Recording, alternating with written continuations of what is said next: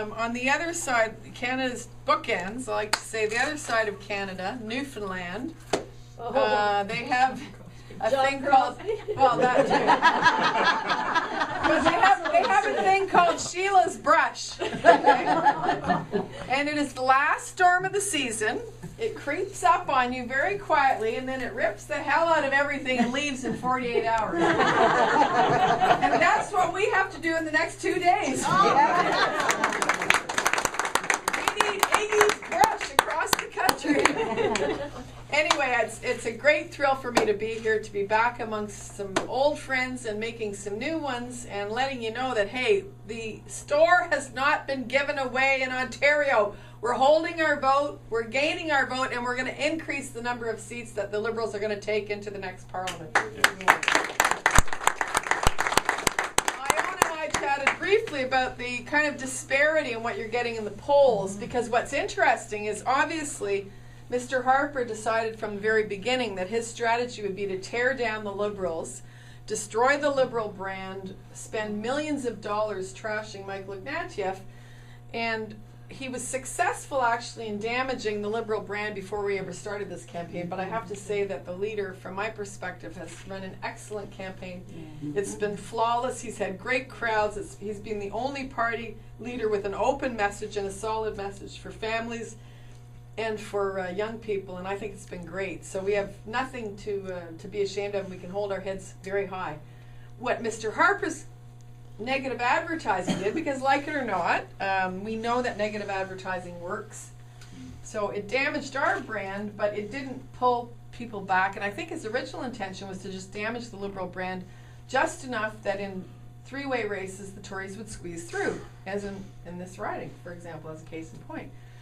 And I think that what's happened is the message has been taken so to heart that now Mr. Harper is falling and falling and falling, and the NDP's been a recipient of that to a certain extent.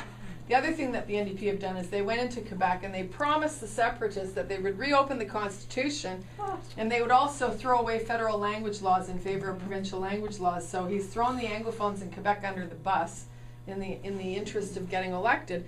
So all the numbers that he has that are so big are coming from separatists who are now saying vote NDP, including some Bloc members, which is very bizarre. I mean, it's just absolutely unfathomable.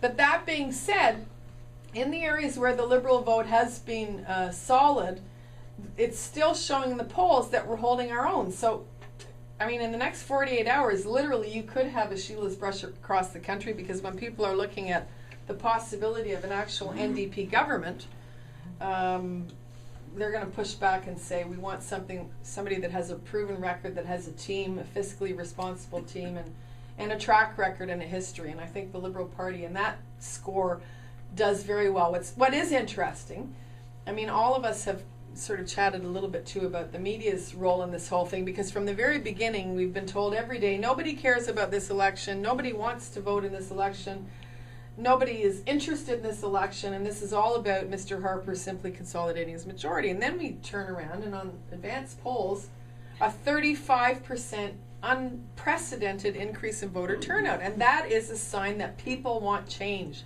They want Harper's Tories out. So wherever we can take advantage of that, we're going to continue to do so. And in the next 48 hours, that means getting out, talking to your friends, talking to your neighbors, knocking on doors, using the networks that you have to get the message out. And who knows what's going to happen. Let's put it this way. It's been a very interesting ride, and all that we know for certain is that Monday night is going to be a very uncertain time for all of us.